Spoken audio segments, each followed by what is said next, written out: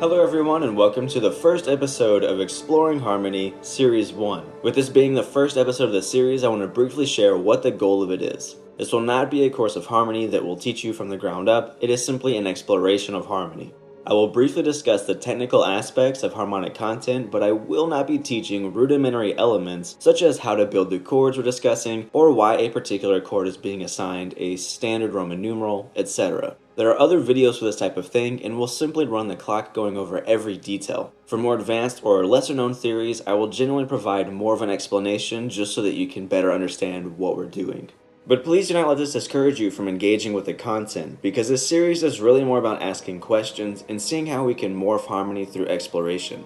We're aiming to think less like academic students and more like, well, explorers. An explorer might ask a question such as, what is over there beyond that mountain? Whereas we will ask questions such as, what happens if we reorganize our chords? What happens if I substitute X for Y? Or what harmony can we input to increase the harmonic density? We'll quickly find that there are an infinite amount of possibilities if we allow ourselves to fully travel down the rabbit hole of what if. To avoid ramblings and random chains of content, each episode will be based around a particular question and we will not drift too far from that focal point. That said, each episode will be designed under the impression that you have watched all prior episodes. This means if you jump to episode 5 and are baffled, well, watch the preceding 4. Of course, should you find yourself thoroughly confused and have a question, feel free to reach out to me. So, what are we working with harmonically? Well, in this series, we're going to be working with the following progression.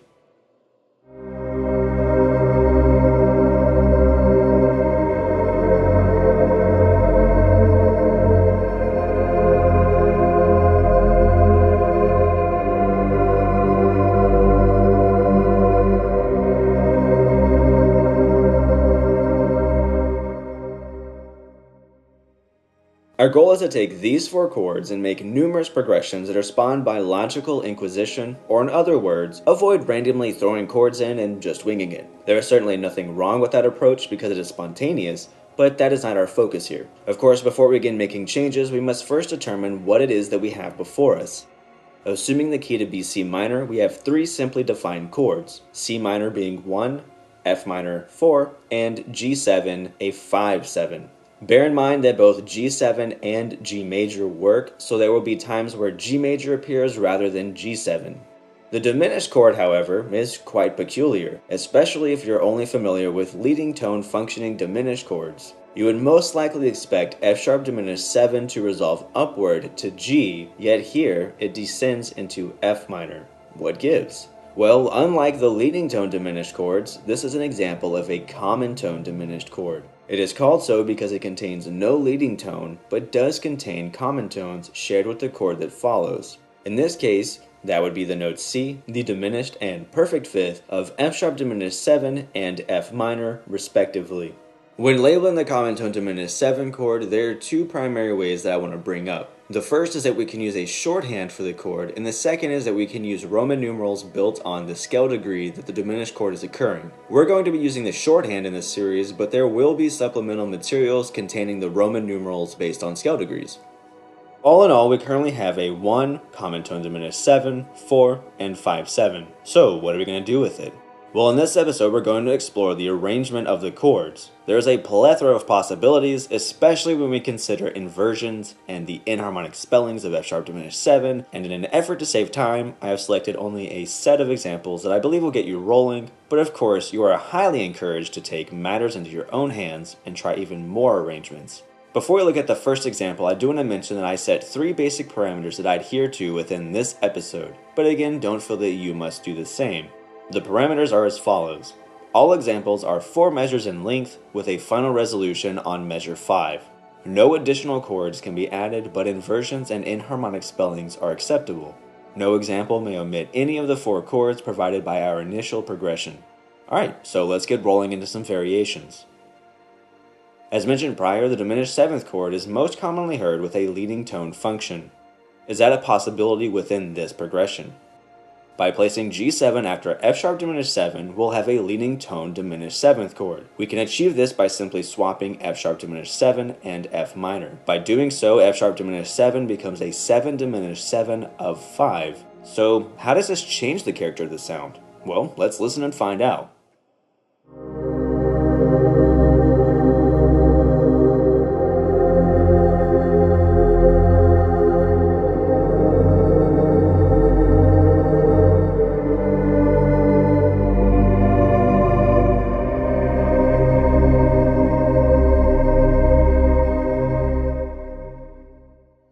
Personally, I hear two primary qualities regarding this change. The first is that the jarring tritone leap is no longer in use. Instead, it's a more conventional 1-4 motion. The second quality is that despite the changes to the inner harmony, the overall endgame has essentially unchanged. We're still beginning with 1 and then ending with a cadence of 5-7-1. There is, of course, the change of a chromatically ascending bass line from chords 2 through 4, but these are the two primary points that immediately pop out to me.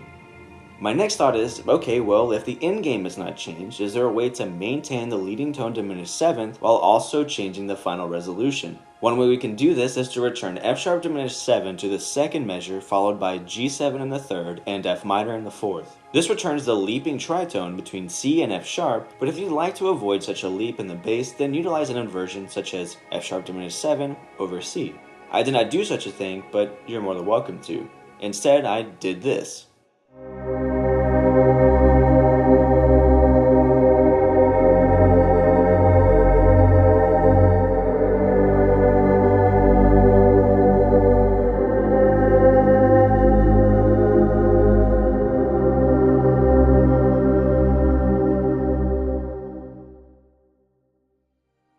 This returns the immediacy of placing a diminished chord on bar 2 while also providing a different final resolution. This is perhaps a weaker or softer resolution than 5-1, but it's important to remember that not every cadence or final measure of a phrase needs to be strong and finalizing. It's all about the message you're aiming to convey.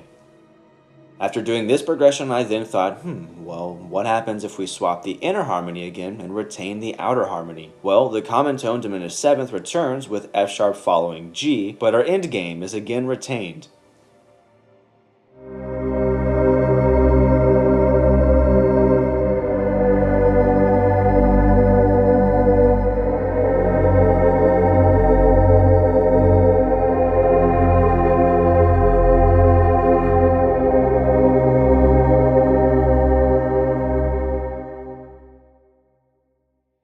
With F sharp diminished 7 following G major, we hear that the expected resolution of 5-1 has been thwarted, and we end with, again, a 4-1 progression.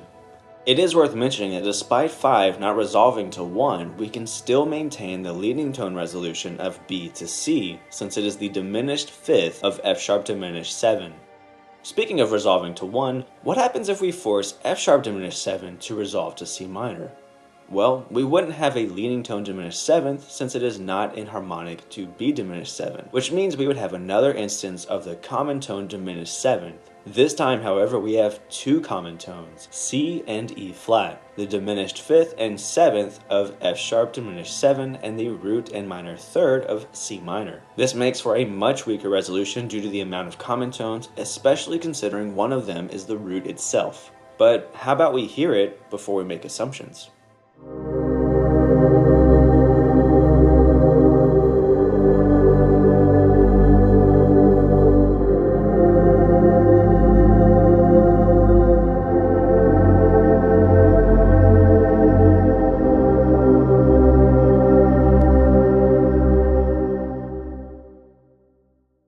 Personally, I enjoy this progression, but I also hear that it isn't comfortable ending at C minor. So unless I am intentionally ending a piece unresolved, I would probably end up using this progression inside a piece to keep it propelling forward.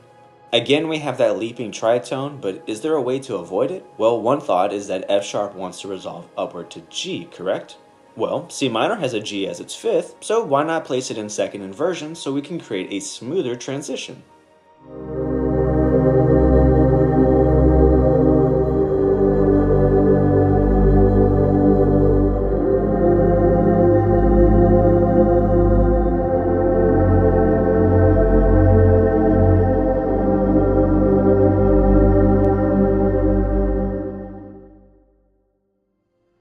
By doing so, you might hear that even more unrest has been created. Well, that has to do with the tonic chord no longer really sounding like a tonic chord, especially after following F sharp diminished 7, and that's due to the inversion. Instead, what you're possibly hearing is a pull towards the cadential 6/4. This would be achieved by following C minor over G with G major or G7 and then a cadence to 1. However, despite the proximity of C minor over G being closer to F sharp diminished 7, we no longer have a common tone diminished 7. Instead, F sharp diminished 7 becomes a leading tone diminished 7 because C minor over G is acting as a prolonger of tension and G is the real target. So let's check out an example of this and see if that's the case.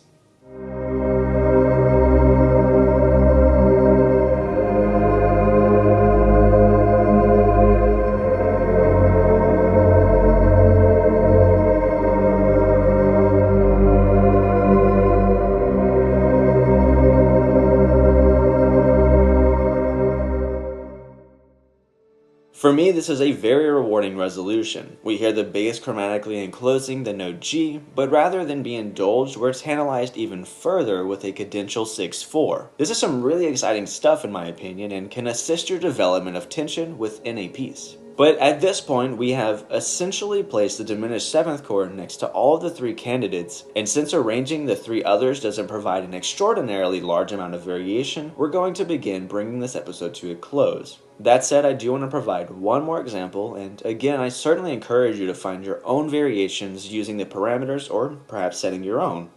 My last example will utilize the common tone diminished 7 with C minor, and we'll implement it as a means to prolong the 1 chord, meaning that we're going to initially hear C minor to F sharp diminished 7 over C, and then back to C minor. After doing so, we'll implement the remaining 2 chords to finish out the example. The reason I want to display this is that prolongation is a useful technique and can be helpful when you're not quite ready to move to another chord, but you would rather not remain quite so stationary.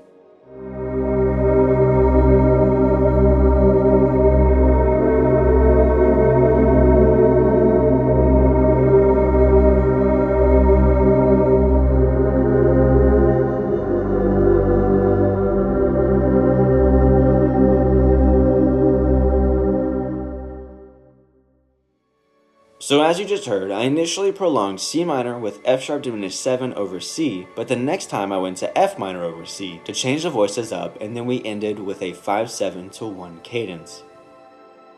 This is going to bring the episode to a close, and I really hope you enjoyed it. And more importantly, I hope you have some new thoughts bouncing about in your head regarding harmony and how you can implement it into your next work. As mentioned earlier, please reach out if you have any questions or concerns. In the next episode, we're going to particularly look at the relationship of F diminished 7 and F minor in the original progression and how this can lead us down another series of variations for this progression.